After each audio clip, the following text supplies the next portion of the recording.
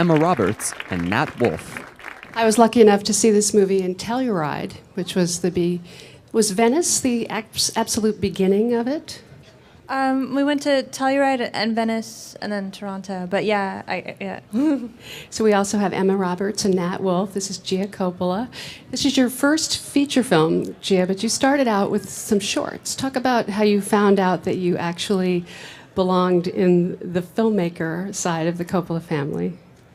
I studied photography in college, and when I graduated, I was kind of figuring out what I wanted to do, and I went to bartending class, and I worked in a restaurant, and I also was just making kind of little short films for my friends' fashion companies on the side with, just because it felt like an extension of photography, but more elements to play with. And then when I met James, he had his book, and he was looking for a director, and I had sent him some of my photographs, and I loved his book, and I think he felt my photographs were right to make his book into a feature-length film, but that wasn't really in my mindset quite yet, and yeah, he kind of took me through it step by step and trusted me, and then that was history. Tell me about the first time you saw the script, Emma. What was your reaction? Well, I had actually read the book, like literally the day it came out. Like I went to the bookstore and they were putting it on the table, and I was so curious about it, and I absolutely fell in love with it. And then when I found out it was being made into a movie, I was like, I have to read the script immediately. I have to be a part of this. And I read the script, and it's like one of the only scripts I can say that I like love just as much as the book, and in like different ways. And Gia did such a good job of like blending all the characters together and intertwining all the stories, and I just absolutely loved it. How about you, Nat? Yeah, I was blown away. I hadn't read the book actually when I first got the script, and I was just blown away by how real all the characters were. You know, nobody was black and white. You know, it was all every single character in the movie was fully fleshed out, and you see all these movies where, or you read all these scripts where the characters are too clever. You know, these high school movies where the kids You're talking. allowed to be stupid?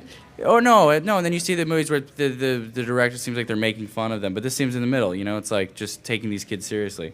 Absolutely, absolutely. So how would you describe the changes that you made between the two stories and the script, and how would you describe how James helped you?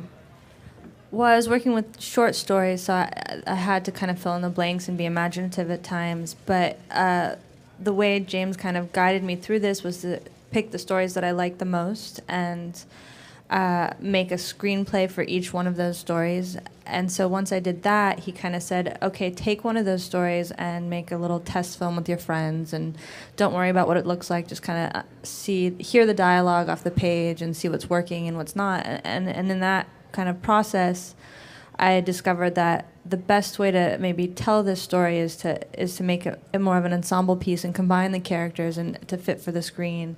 Yeah, I mean, he gave me a lot of freedom to have my own interpretation, and that's what he kind of wanted. And but he was very supportive and when I needed it. So, did you know he was going to play a part in the movie? He's one of my favorite actors, so I really wanted him to play a part, but I was too afraid to ask. I didn't know if it was weird for him since he wrote the book, and then eventually I was just like, I gotta just at least try, and he was really nice about it and said yes. So how difficult was it to set it up as a feature film and get the financing? It was really difficult. It's been 5 years since we've been trying to get it going, and yeah, I mean, there were a lot of obstacles in the way, and I don't think, people wanted to really invest in someone that hadn't really made anything and was young, and but James really stuck by my side and believed in me, and we waited until, we could figure it out. So, Emma, your role is pivotal here, and how much did you feel that this was really close to the way kids really are? Did that affect you in terms of its authenticity? I thought all the characters were very authentic. I mean, when I was reading the script and even when we were filming, it's like they all felt very familiar. Like I went to school with these people and they reminded me of some of my friends' siblings, and even the parent roles just kind of resonated. And that's one of the things I loved so much about the script, was that it was so authentic, and everybody looked like real people too, which I loved. I mean, it was like, I loved not wearing any makeup and just like going to work as kind of myself, and that was awesome to get to do that. Was there a particular scene that you approached with more fear and anxiety than any other? What would that be? Well, I mean, obviously, I know what you're alluding. Probably the love scenes. That was definitely kind of awkward, but it's less awkward than people think, because there's like 30 people in the room, and it's definitely not what it looks like on screen. How about you, Nat? I mean, every actor looks at a movie and reads the script and goes, "Oh, this one's going to be rough." Yeah. Probably Emma's love scenes. No, I'm just kidding. For me, it was probably, yeah. For me, it was probably like doing the scenes with Zoe. I had all these scenes with Zoe where I'm kind of being awful to this girl who's, sweet and kind of messed up, and I'm sort of taking advantage of her. And those were kind of painful days. Fun in the way that she's a great actress and we had fun doing the scenes, but just some of the things that, we both felt really uncomfortable about it. All right, this is a good time to run a clip. Let's show a little piece of the movie. So talk about the casting process. You knew you had James, but what were you looking for, and why were these two the right ones? And Jack Kilmer as well, son of Val. Well, with Emma, it just kind of, I always say it was like kind of cosmic, because I had known her kind of loosely, but I was a fan of her movies, and I loved her in Scream and Celeste and Jesse. But we just kept kind of running into each other, and she just kind of kept popping into my head or in random conversations, and it just felt like there was a gut feeling that this was the right person. And I'm so glad that she did it, because she was really supportive and fun, and she's been making movies for a really long time, so I learned a lot, and she took care of the other actors. And with Jack, I've known him since he was 4 years old. So a part of my elementary school program was like you had to mentor a younger grade when you're in the 6th grade. So I mentored Jax, and I remember him as he was like a little tyrant. And then didn't you babysit for him? Yeah, I guess that was sort of like, kind of me babysitting him. I'm 7 years older than him, so, but I've always seen him in it, kind of growing up, and I had gotten to know Val really well working on my grandpa's movie Twixt, and Jack kind of visiting the set every now and again. But I was auditioning a lot of kids, and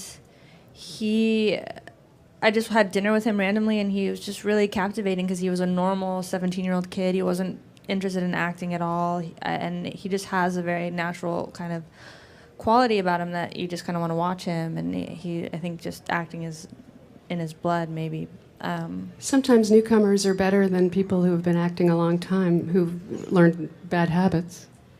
Yeah, but I mean, and then with Nat, that was a super hard role. How do you find a young actor to play that really challenging kind of character? And we just hit it off. I mean, he didn't audition or anything. He just kind of got the script and mentioned my references without me even having to say it. And he's nothing like his character in person. But I think just a lot of it was just trusting my gut, and thankfully I was right. And him and Jack had a great real friendship, and they lived at my mom's house while we were shooting, and so we were just like a family.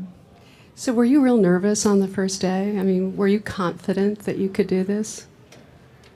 I was so eager to do it, because it had fallen apart so many times that it reached a point where when I was on the first day of shooting, I didn't believe it, because I kind of had went through all the motions kind of believing that it was going to fall apart again.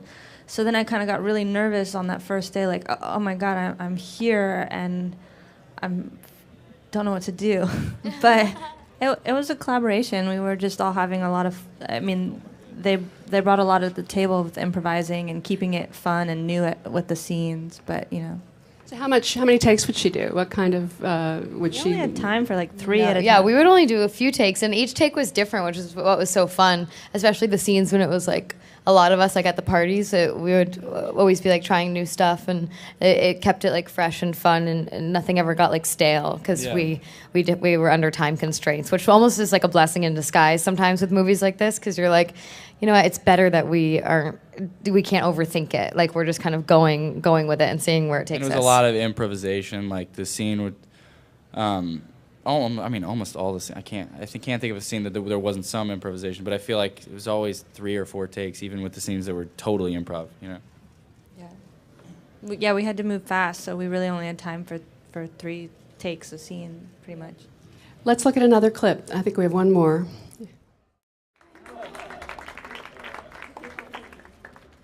Well, let's open it up for some questions. There's some people roaming around with green shirts and mics, so raise your hands.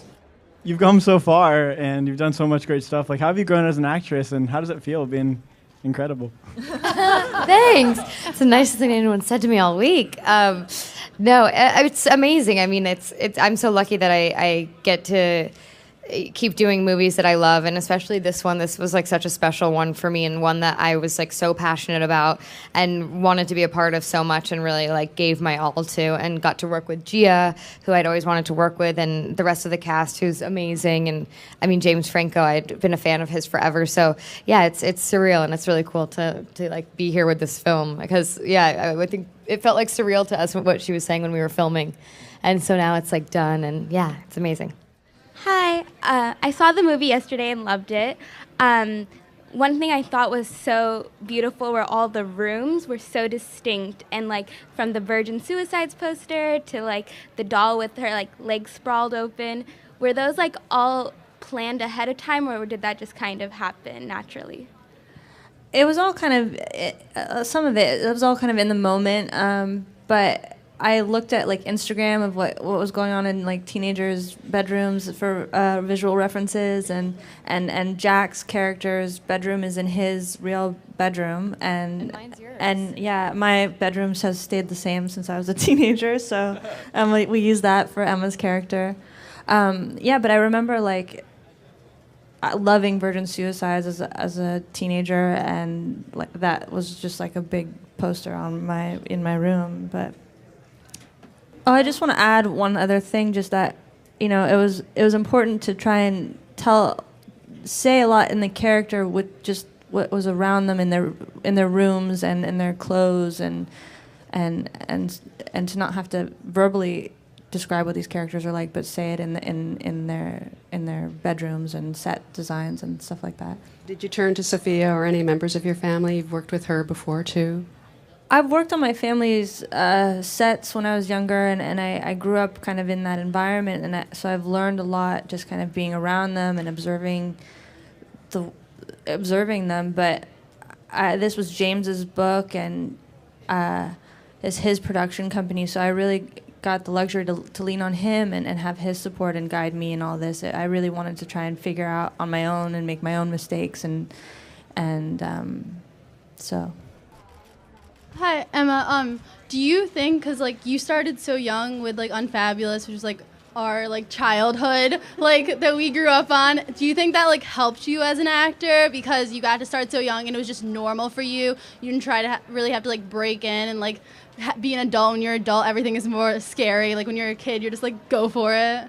Yeah, it's funny because I remember like when I was younger and I was acting, I would like nothing. I would do anything, like nothing would ever embarrass me. You have like no inhibitions, and then as you get older, you start becoming like more self-aware. So that's definitely something I've dealt with getting older. But I love acting, and to have done it since I was so young, it's great because I've had like a lot of experience, and I also know like the kind of things I want to do and the kind of things I don't. So yeah, it's been cool. Hi, Emma. My question is, aside from this movie, what's your favorite, like your personal favorite project that you've worked on? I mean, honestly, my favorite projects, well, recently have been this and American Horror Story have been probably the two that I've most enjoyed working on, and especially this one because, like I said, it was kind of like the dream project that I wanted, and it somehow worked out, which is always great when that happens. For The Art of Getting By and Hotel for Dogs, what were Freddie Highmore, J.T. Austin, and Don Cheadle like from your point of view? They're really good. They're really great. They were really fun to work with. I mean, I've been lucky and gotten to work with really great people. And yeah, Freddie Highmore's someone I loved working with. He's adorable. Getting a chance to make a movie that examines roughly your generation or maybe a little younger. For the three of you, can you talk about what you think about the state of today's generation of teenagers? Are they going through is it the same cycle, or is there something unique that they're dealing with being with all the technology and everything? It's definitely, it was something I was kind of figuring out when working on this script is like, how do I involve all this technology that is such a part of being young today?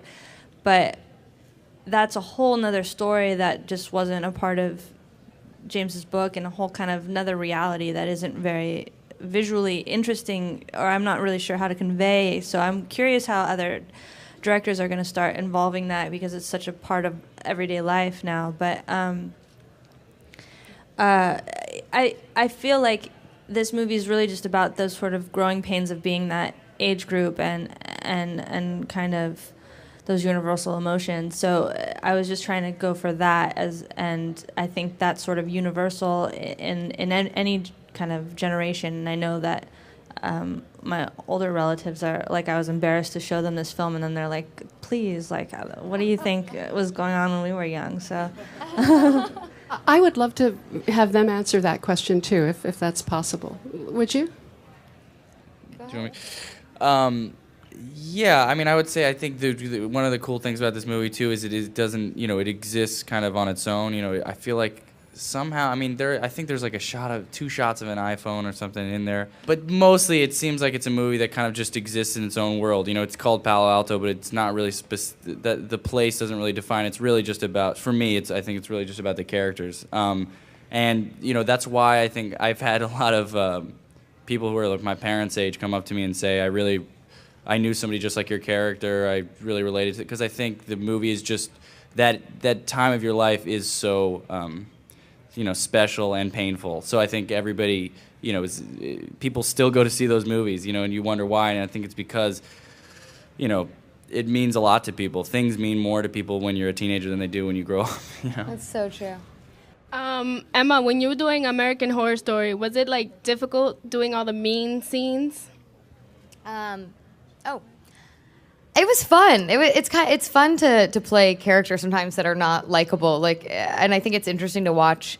I always kind of the bitchy characters sometimes, or like the villain. That's kind of like the fun roles to play, and then it's good to like balance it with roles like this where I'm like the kind of nice, younger, innocent kind of girl. So I like doing both. I think it's fun. I'm curious what you guys feel about the state of independent film right now, as opposed to the kind of opportunities that are available on television. Are you guys interested one way or the other? Talk a little bit about where your taste goes, where you think the interesting work is happening.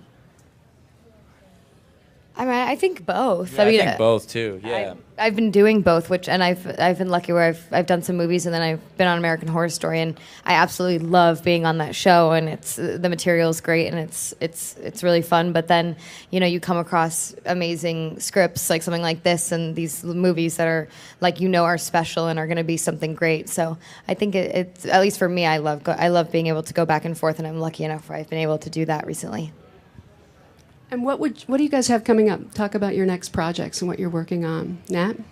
I'm in The Fault in Our Stars, which is a movie that comes out in June. I'm really looking forward to that. Oh, cool. Yeah, it's good. I got to see it. Based on the book? Yeah, right? Based on the book, The Fault in Our Stars. And I play a guy who goes blind, and it's funny. But it's I have that coming out, and then I'm doing I'm gonna work with Emma again. I'm not gonna say what it is, but I think we're gonna work together again. And then I'm also doing a movie called Paper Towns by the same author as cool. John Green. Yeah. Yeah, I'm going to play the dude in that. How about you? That's But I can see in that movie. I gotta follow that up. I'm just right now. I'm going back to American Horror Story next season, so waiting for that in July, and I can't wait. I don't know what I'm going to be doing on it yet, but which is kind of nerve-wracking. But hopefully something as fun as last season. And have you got something in the works? Well, yeah, I mean, I've been writing, but it's a longer process than it is for an actor. Like, I've been with this movie for so much longer, and they've just like gone and off and done other things. But so You yeah, say it like we cheated on you. I know it kind of feels like that. This is our favorite. Yeah. So Tribeca, you've played here, right? Yeah. How did that go? Yeah, it was fun. We had a great time last night. It was really cool. All right. Are there more questions out there? Hi, Nat. My question is for you. Was it hard for you to transition from the Naked Brothers Band show to more serious movies? I mean, honestly, a great role model for my transition is Emma. Who did the We were on basically the Nickelodeon exact together. same thing. I knew Emma when I was 12 and she was 14, and there's a funny picture of us where I'm smaller than her, and I've Now he's really 2 feet taller than me, Yeah. literally.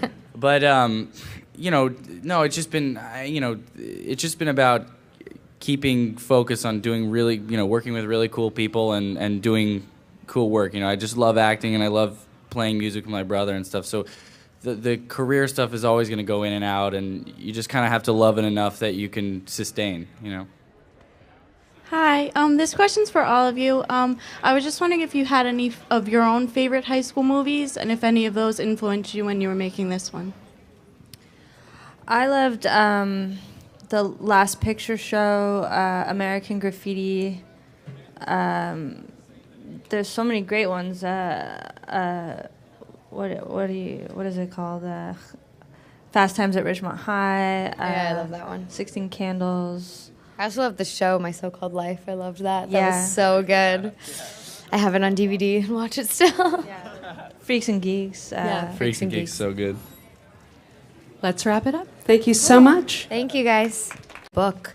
Like, literally the day it came out. Like, I went to the bookstore and they were putting it on the table, and I was so curious about it, and I absolutely fell in love with it. And then when I found out it was being made into a movie, I was like, I have to read the script immediately. I have to be a part of this. And I read the script, and it's like one of the only scripts I can say that I love just as much as the book, and in different ways. And Gia did such a good job of blending all the characters together and intertwining all the stories, and I just absolutely loved it. How about you, Nat? Yeah, I was blown away. I hadn't read the book actually when I first got the script, and I was just blown away by how real all the characters were. Nobody was black and white. It was all every single character in the movie. Making kind of little short films for my friends' fashion companies on the side with just because it felt like an extension of photography, but more elements to play with. And then when I met James, he had his book and he was looking for a director, and I had sent him some of my photographs, and I loved his book, and I think he felt my photographs were right to make his book into a feature-length film, but that wasn't really in my mindset quite yet, and yeah, he kind of took me through it step by step and trusted me, and then that was history. Tell me about the first time you saw the script, Emma. What was your reaction? Well, I had actually read the Emma Roberts and Nat Wolff. I was lucky enough to see this movie in Telluride, which was was Venice the absolute beginning of it? We went to Telluride and Venice and then Toronto, but yeah. So we also have Emma Roberts and Nat Wolff. This is Gia Coppola. This is your first feature film, Gia, but you started out with some shorts. Talk about how you found out that you actually belonged in the filmmaker side of the Coppola family. I studied photography in college, and when I graduated, I was kind of figuring out what I wanted to do, and I went to bartending class, and I worked in a restaurant, and I also was just... The movie was fully fleshed out, and you see all these movies where, or you read all these scripts where the characters are too clever, You know, these high school movies where the kids You're talking. allowed to be stupid? Oh, no, no. And then you see the movies where the director seems like they're making fun of them. But this seems in the middle, you know? It's like just taking these kids seriously. Absolutely, absolutely. So how would you describe the changes that you made between the two stories and the script, and how would you describe how James helped you?